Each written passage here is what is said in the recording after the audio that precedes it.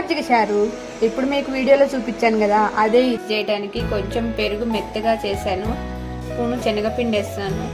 దీన్ని ఇలా మంచిగా మెత్తగా మిక్స్ అయ్యేలాగా చూసుకుందాం మనం ఒకసారి. చిన్న అల్లం ముక్క, కొంచెం జీలకర్ర, 2 ఆకులు పుదీనాకులు, కొన్ని పచ్చిమిరపకాయలు మెత్తగా పేస్ట్ అయింది చూడండి. ఒక 2 స్పూన్ల అంత ఆయిల్ వేసుకొని ఆవాలు వేసుకుంటున్నాను, 2 ఎండుమిరపకాయలు, కరివేపాకు, కొంచెం పసుపు, కొంచెం ఇంగువ. హెల్త్కి మంచిదండి, అందుకే నేను ఇంగువ వేసాను. చేసుకున్నాను కదా, అది వేసాను.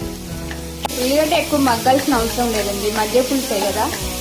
కొంచెం లైట్గా సాల్ట్, మజ్జిగ గిలుకొట్టుకొని పెట్టుకున్నాం కదా, అదే ఇప్పుడు వేస్తున్నాను చూడండి.